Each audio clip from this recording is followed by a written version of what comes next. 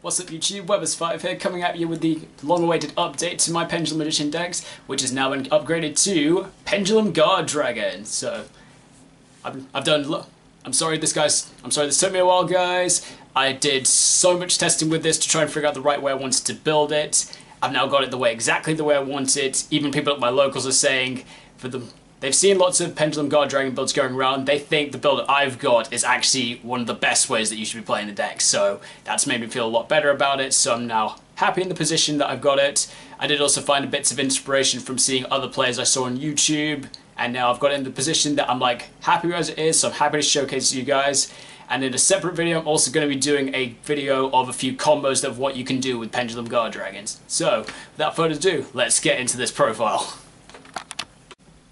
Okay, so starting the profile off, playing the Supreme King engine of 1 Gate 0 and 2 Dark Worm. I did testing around with this at 3.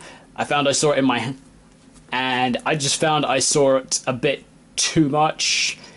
Well, not so much too much, but I wanted a bit of space to try other things, and frankly, I'm finding 2 of them is absolutely fine, because generally I only need access to 1 for this deck to go off. But you do want it to be able to see your Dark Worm as quick as you can. You can play 3, you can play 2, doesn't really make too much of a difference, that's just up to personal preference, but playing with the Guardragon engine, you really want to see Dark Worm as quick as you can. Next engine, Mythical Beasts, playing 3 Cerberus, 2 Jackal King, and new edition, 1 Basilisk. So I'm noticing, whoops, sorry about that. So I've been noticing recently that some people have been playing Basilisk as part of their Mythical Beast engine and actually cutting out one of the Jackal Kings, which I understand, which I can respect that. That's an interesting idea, definitely would add a bit more variety into your build. I'm still liking Jackal King at 2 because I am still playing Celestial Observatory as my draw card because it's still quite nice. And I'm also playing a few more level 6s in my build now, so useful like that. But yeah, Basilisk is acting pretty decent as just another way to draw a card. I mean, technically it just replaces itself because you activate it, you shuffle a spell cast from your extra deck into your main and draw 1, so just replaces itself, but still. Furthermore, if you open Jackal King and Basilisk, you could still do a special summon through Jackal King by just Basilisk, pop itself, shuffle something back, then Jackal King, pop itself, special summon out Basilisk. Oh well. So yeah, pretty useful like that. Next, 3 Chronograph and 1 Time Gazer, because Chronograph's still absolutely amazing. It works great as a level 6 for like the Naruto play. He's a scale 8, and 2 6s and 2k body is nothing to complain about. And then Time Gazer just does, you know, the quick special summon of his pendulum effect through Chronograph, and also level 3 to make level 7 synchro plays. This monster effect comes up every now and then, but not too frequently. So that's it for the engine. That's it for my Electromite turbo engines.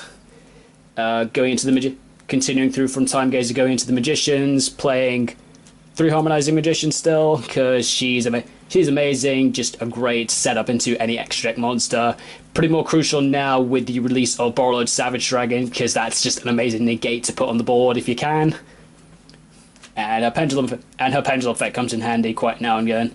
Actually, I had to go testing with Harmonizing's pendulum effect with just 1 Magician in my extra deck to try and trigger things like Eradicate Epidemic Virus, because most of my spellcasters have 2-4, which is just under, but with Harmonizing they go up to 2-5. I mean, yes, I can play Jean K, but that's very specific. And I tested around, it's not very consistent, but maybe I'll give it another go. We'll see. Next, still playing 3 Wisdom Eye, because acts as any scale. Really useful as probably the ideal thing I want to summon off the Harmonizing Magician, just because it's pretty much opens access to every one of my extra deck monsters. I don't think I'm playing any type specific stuff in my extra deck at the moment. I haven't really checked too much, really, actually. I should have done so, my bad. But anyway, yeah, Wisdom Eye is still really great, so loving him for that. Next to Oath Dragon. You only really need one, but still, I'm playing two because, again, as I said, the Celestial Observatory, which depends on level 6s, so it works out fine. And generally, I rarely brick with the Oath Dragon. The only time I would brick with Oath Dragon is if I've got the Oath Dragon and the Oath Dragon, say maybe a Wisdom Eye, and then my high scale. But that's not always so bad, because if my high scale is harmonizing, then I can still set my scales up, and then I don't have to grab another harmonizing. And then if I've also got the Celestial Observatory in my hand, I can go Celestial Observatory first, ditch the Oath Dragon, draw 2, see what I get, set my scales up, and then reset into the Oath Dragon. So, useful like that. And last in the Magician lineup, just one Black Fang and one Purple Poison.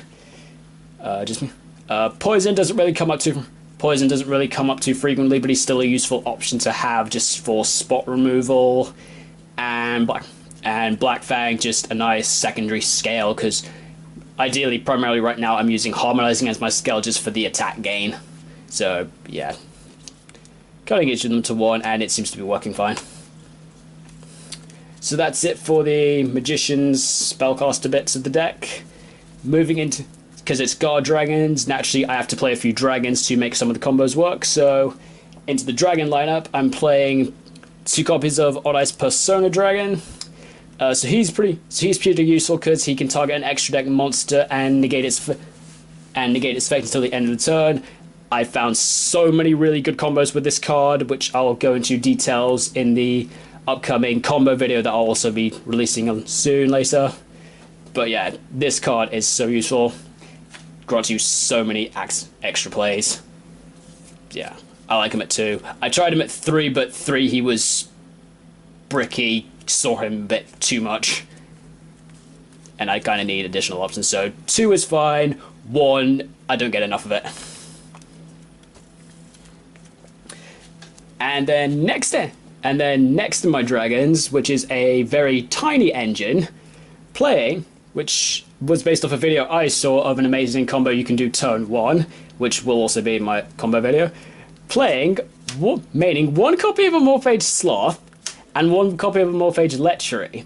So Sloth has the monster effect that neither player can summon from the extra deck except the Morphage monsters. Lechery and has a scale effect that, while you control the Morphage, neither player can search, which is amazing against current meta. He's also a level 6, so again, Celestial Observatory synergy. Lechery has a similar monster effect, but because it's a lower level Morphage, it only gets the cutting out the extra if it's Pendulum summoned or flip face up, which doesn't come up too much because it's a level 2. I primarily use it for its scale effect, which is while you control an Morphage, which would be the Sloth, neither player can activate spell cards or their effects except for a Morphage card, which is really great in a turn 1 combo, which I will show you in the next video. And because I only play 1 of each, they don't really brick, because I only need one. You guys might be wondering, if it's such a good engine, why don't I play more? It's because you summon that off the Guardragon and you search that with the Electromite, but again, more about that in the combo, so I don't really want to see it too early. And besides, if I see them both at the same time, I can just go the very simply scale Lechery, scale high scale, Pendulum Sloth, job done. But again, I'll go about that into the combo, so. And then the last monster I'm playing 1 copy of Guardragon Justicar. So you guys might be wondering why I'm doing this. So I'm playing this because it's a level 2 tuner. It's a level 2 dragon tuner. So that's useful because it's a level 2 and I play a lot of level 6s, it makes level 8 synchros very easily, specifically Borrowed Savage Dragon. And because it's a normal monster, I can send it off the Dragon Shrine and then also send Dark Worm, so I'm milling my deck a little bit more. And I have ways of bringing it back from the grave, which I'll get to a bit later. And 2-1 defense isn't really anything too much to complain about. My only issue with that is that it's the only common I'm playing in my deck, because I have issues like that. So that's it for the monsters I'm playing. Into the spells, so to go along with the Darkworm engine, 1 Foolish Burial, and now 3 Dragon Shrine. I pump my Dragon Shrine up to 3 because I really want to try and get access to my Darkworm quickly, and I would much rather put it in the grave quickly, so pump the Shrine up to 3. Plus, again, as I mentioned, I'm playing Guardragon Justica, so it's a normal monster, so I want to send that off the shrine and then train the Dark Bomb as well. Generally, a lot of the time, I always want to see this card when I'm setting up, particularly for the Guardragons. But it's not the end of the world if I don't. So next up, in my spell lineup, I'm now playing 3 Celestial Observatory, prompted up from 2 because I'm now playing a few more level 6s, as I explained with the Amorphage Sloth. So Observatory is get rid of a level 6 from hand or field to the bottom of the deck and draw 2. So I can get rid of the Oath Dragon, I can get rid of the Jackal King, I can get rid of Chronograph or Sloth. It's also useful as a way to switch off your Amorphage Sloth in your own turn, because if you have Sloth on your field in your turn, if you set the scale of Lechery, then naturally that's not great, but Lechery's maintenance cost, you can just choose not to pay and let it get destroyed. And then you can then you're free to use the Celestial Observatory, get rid of the Sloth and draw 2 cards. Then you can bring it back later if you've still got your Guardragon set up. Next in my spells, playing 3 Allure of Darkness. I've stopped playing Desires in this build because before, as you guys saw, I was playing 2 Observatory, 1 Desires, but now that my deck's a bit more combo specific, I don't really want to play Desires and lose any of those potential combo pieces. And Allure's still a great thick card. It's not restricted to once per turn, and I play a lot of Darks in this deck, so it's pretty easy to use. Plus, a few cards in my side deck as well are Dark as well, so that's useful as well. And then finally, the last spell I'm playing in the deck is another new addition from Savage Strike, playing 2 copies of the new World Legacy Guardragon. For those who haven't seen what this card does, when it's activated, you target a level 4 or lower dragon in your graveyard, and then you can either special summon it or add it to your hand.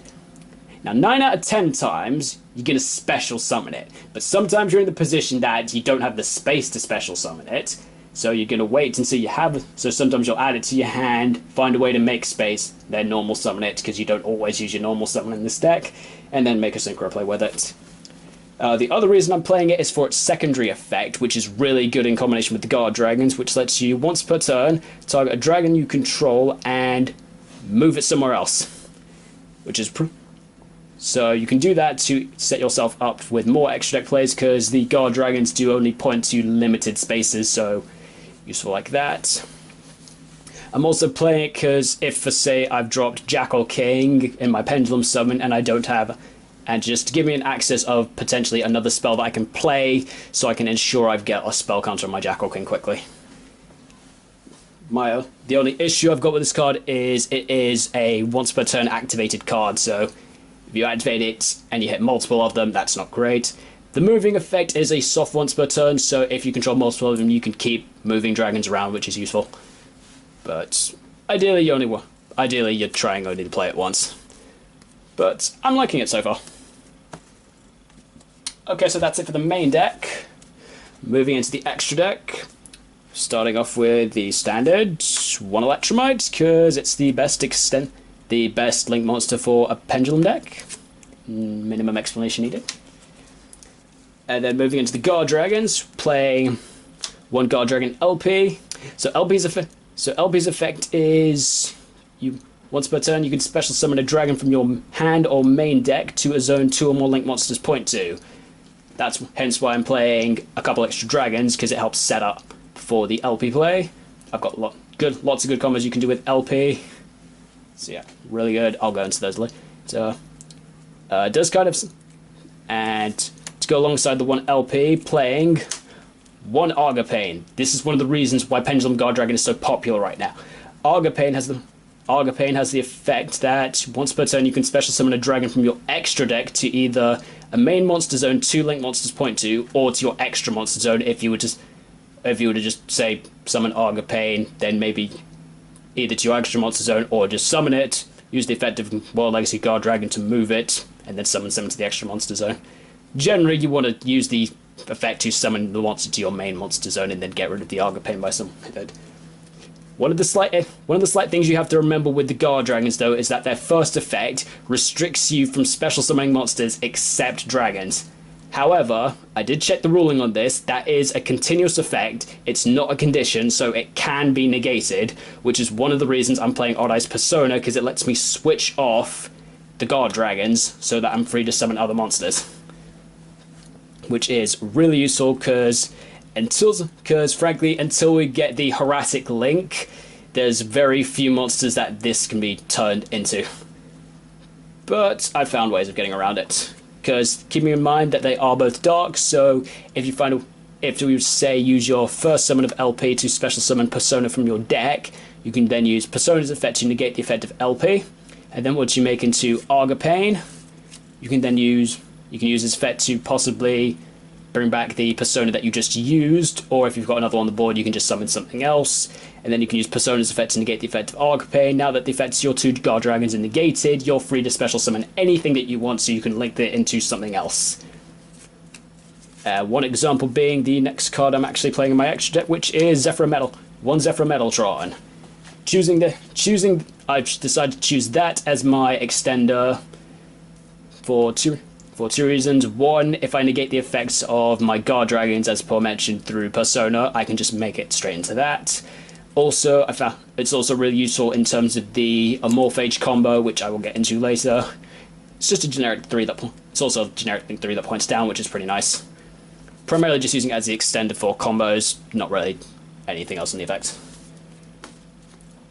Next up, playing one triple burst dragon, because I still really like triple burst. It's really good against Sky Strikers, but primarily now it's being used as the dragon extender to use with the LP combo, because it's a dragon that would point to a main monster zone when you've got the LP on the field. But again, I'll go more into that combo a bit later. Secondary effect is also, its 3 effects are quite nice. Negate something in the damage step, piercing damage, and then res a link to or lower monster by tributing itself. And then you can also drop a dragon from your hand as well, which now that you're playing a few more dragons is nice. The downside is it does have to be a level 4 or lower dragon, so choose accordingly. Next, my 2 Link 4s, 1 Borreload and 1 Boral Sword. Decided to play both because if I'm not always in the position to negate the effects of the Guardragons, if I just have another effect monster on the field, I can use Link 2 Argapane, the Link 1 LP, any effect monster, I make a Boral. And the other advantage of them is, because naturally, again, as I said, Argapane lets you special summon a dragon from the extra deck. These are dragons you can summon from the extra deck. And so if you've got the resources, you could go effective Argapane, make Borreload or Boral Sword, and then if you've got the other effect monster, you can just go link 2 Argapane, Link 1 LP, and this effect monster, make my other Boral. 2 Borals in 1 turn. Not really going to complain about that. So that's it for the links I'm playing. Playing quite a few more links than last time, but naturally kind of need it for the Guardragons. So next, my 1 fusion monster, 1 Odd Eyes Vortex Dragon, because yeah, Vortex is an amazing negate. I haven't yet figured out space to put in Odd Eyes Absolute Dragon into my extra deck, but for the moment, you can generally just summon Vortex off the Argapane, so you can save yourself some space by not playing it. But if you play more into the Dark Worm engine and say play 2 copies of Zero, and if you're also still playing Jiankei for the purpose of Absolute, that's also fine. Absolute's also a dragon, so you can use that to make Argapane, which is decent. And some people still play Destrudo as well, so you can do LP's effect to drop Destrudo from the deck. If you Pendulum summon Gate 0, you can go overlay Gate. You can just overlay Gate 0 and Destrudo, make Absolute, link Absolute with probably the Triple Burst, which is the monster you would normally go into, then make Argapane, then effective Absolute to summon its Vortex out to the field. So yeah, pretty useful like that. And naturally, Vortex is Vortex, he's awesome. Next, Xyz monsters. Interesting enough, I'm not playing any Dragon Xyz, but that's kind of not a bad thing, because if you summon a Dragon Xyz off the effect of Argapane, is it really going to be able to do much without material? Possibly. I'll get into that in some of the combos. But for now, the Xyz I'm playing are 1 Noriso, because, well, Noriso's Noriso, it's really decent. spell trap negates. Gotta love that. One Tornado Dragon, just generic back row spot removal. And then new edition, testing around with this a little bit, playing one copy of the new Time Thief Redoer. So I pulled this I tried this in my deck at the sneak peek. I rather like his effect because he's got 3. So during the standby phase, you can attach the top card of your opponent's deck to its material. I think that's pretty useful on its own. Just if you're going first and you're not sure what your opponent's playing, you can go Redoer. If your opponent draws in the standby phase, you go effect, attach your top card. You get a sneak peek at your opponent's deck. So you're like, okay, that gives you a chance to figure out what your opponent's playing, and then you're like, okay, you're playing this. I need to start playing this way. And then it's quicker. And then as a quick effect, you can attach up to 3 kinds of materials to get different effects. I actually didn't realize recently until I saw DP Yugioh's video that was a quick effect. And then when I saw it, I was like, what? That's a quick effect? Let me reread this. Oh my god, that's great. I'm playing this. So yeah, pretty useful like that. I've seen a lot of people are now playing this because of the Azathoth combo. I don't play the Azathoth combo, but it's still a potential option if you want to, but I don't play it. But yeah, I'm liking the concept of Redoer, so hoping he's going to be useful in some of my games. And that's it for the Xyz. Moving into the Synchros, playing one copy of Dawn Dragster, because with Time Gazer being easy to access, along with Harmonizing easy to access, I can't always make Naruto, so he makes a very nice alternative option. And frankly, I just get one more negate out of that than Naruto. Same defense stats, so it's no big deal. And then next to my Synchro lineup, naturally, they'll cop one Borreload Savage Dragon, because Savage Dragon is such an amazing negate. Love it. Really good to go into after you've set up with your Guardragon combo. The word of advice, guys, never summon this off Guardragon Argapane, because it will not get its effect. Savage Dragon only gets its equip when it's Synchro summoned. And when Synchro summoned, as I said, Borreload Savage Dragon equips a link monster in the grave and gains half the equipped monster's attack, and also gains 1 Borrel counter for each card for each of its link ratings. It can remove a link rating in either turn to negate the activation of a card or effect. So that's pretty good. Hoping to win a few games with this. Next, playing one copy of Hot Red Dragon Archfiend Abyss. This is if you set up really well with Guardragons, this is like, if you don't want to make, if say you've got the option of your absolute play to already make Vortex, this is a nice option of something else to go in. This is a nice option of something else to go into. So Archfiend Abyss has the quick effect in either turn to target a face-up card on the field and negate its effects until the end of turn. And then he's got this nice secondary effect of when he inflicts damage, you can target a tune in your grave and special summon it on defense. So that's pretty useful. It's also another good use of the Guardragon Justica for playing that, because that's a tuner. So if I deal damage with Abyss, I can go effect Res Justica, and then that's another monster in field and defense. Or if for some reason I've made an Xyz and sent Harmonize into my grave, I can bring that back as well. Probably less likely if I've still got the Argapane on the field, but you never know. So yeah, generally this is one of the 2 links I would want to go into with my Guardragon combo, that or Vortex, probably dependent on what I'm anticipating. I'd probably choose this first over Vortex to negate a face-up card. I mean, yes, Vortex can negate from grave as well, and Abyss only does face-up cards, but again, if you've got the option of the absolute play, you can save that for later, but it really depends. But I quite like Archfiend Abyss going first. And then finally, the last card in my extra deck. This is just a really cheeky dragon. This is just a really cheeky tech card after I discovered a few amazing combos of stuff I can do with this. I like this next one as a really good option for going second. So I've decided to have a go at playing one copy of Majestic Star Dragon. So what Majestic Star Dragon can do is you contribute it to negate the activation of opponent's spell card, trap card, or effect monster's effect. Then you destroy every card on your opponent's field. So if you're going second and you want to drop a dragon from your extra deck, and your opponents say, look, I've got a pretty big board, and you're like, or you're like aware they've got something that's going to react in your battle phase, you can just go, okay, Argopane effect, drop Majestic Star Dragon, battle phase, declare attack with this. If your opponent responds with something, you just go, effective Majestic Star, tribute itself off, negate, and destroy your board, and then you can just smack the game from there, which is pretty nice. And then Majestic Guardragon's second effect is, once per turn you can target face-up monster your opponent controls, negate its effects, and then you can also use one of those effects for yourself, so that's a nice nifty option to have. And unfortunately, its last effect is during the end phase, you have to return it from the field to your extra deck, and then you can special summon Stardust Dragon from your graveyard. You don't have to play Stardust Dragon in order to use... You don't have to play Stardust Dragon in your deck for it, but it's just it's a potential option. I wouldn't use it. Though I found an interesting combo with Majestic Star Dragon, which I will also go into as well. You guys can probably guess what the combo is in terms of some stuff in my main deck, but yeah, I'll go into it later. So yeah, I'm liking that as a nice potential nice optional card for going second. Plus, it's a 3800, so that's nothing for me to complain about. So just quickly recapping from the extra deck, guys.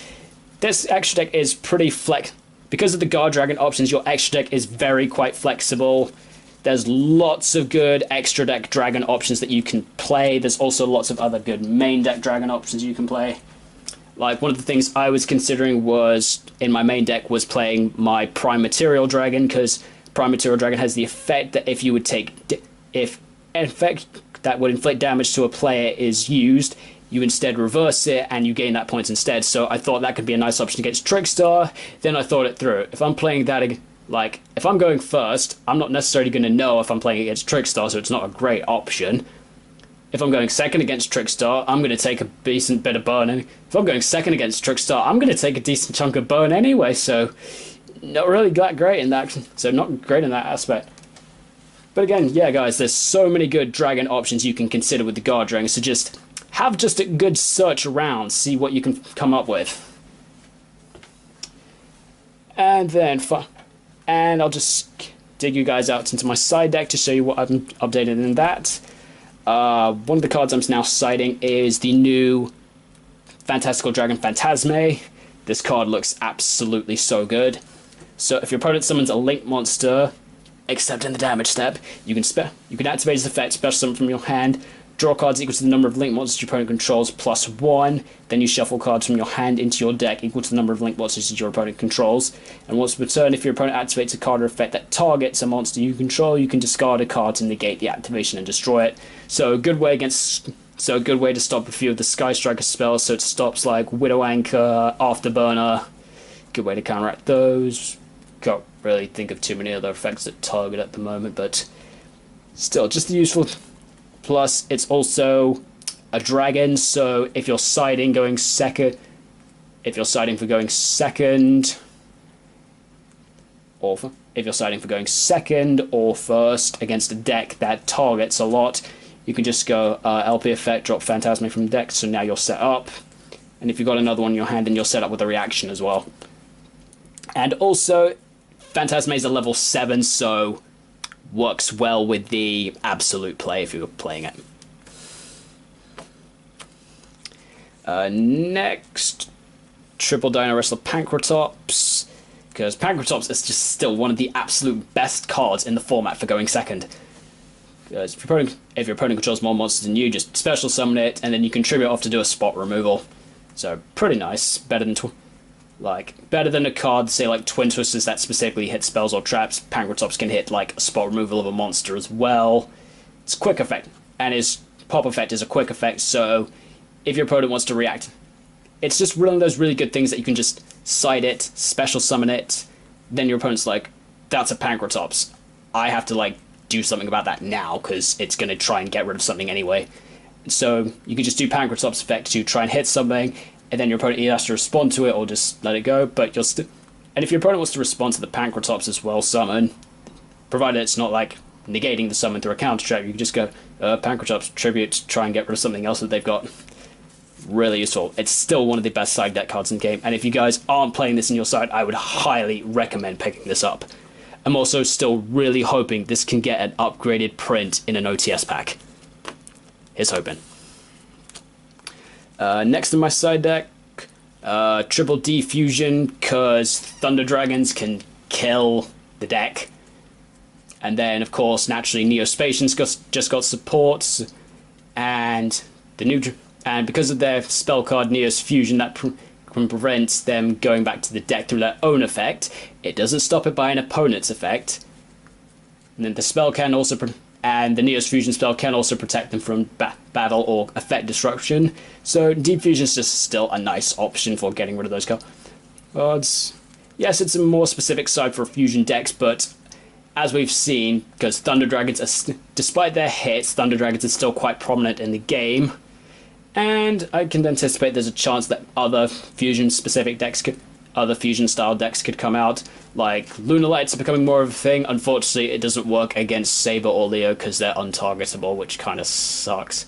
But you can still do it against them. But if Neospatians maybe start making a bit more of a comeback, could be quite useful against them.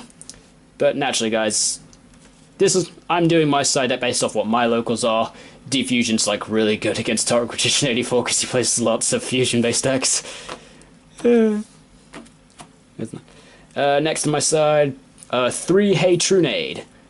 Decided to try this out for going up second against Sky Strikers, so if they set a bunch of back row, I can just go, Hey Trunade, ditch everything, and then I don't have to worry about things like Widow Anchor, trying to think what other quick play spells, Eagle Booster, or whatever. So yeah, useful against that, and then also useful against Altergeist to try and bait their back row as well. So yeah, pretty nice as well. Doesn't work against anti-spell fragrance, but hey, that's what the Pancratops is for. And speaking of anti-spell fragrance can just get hit with a red reboot. Because red reboot is still just an amazing counter. It's pretty much like the only trap card you need for a deck that doesn't specialize in playing traps. So, negates a trap and sets it, then your opponent is allowed to set a trap in the deck. You can play it from your hand by paying half your life, but your opponent can't use traps for the rest of the turn and you use it. So, great way to help you try and secure that OTK for decks like Altergeist, specifically, anything that main decks the PK, anything that's using the PK engine, which is starting to become a bit more of a thing. So yeah, this card is just really good. Even if you're not anticipating and even if your opponent doesn't main deck traps, it's still a good potential option, something you should think about siding pretty much most of your games.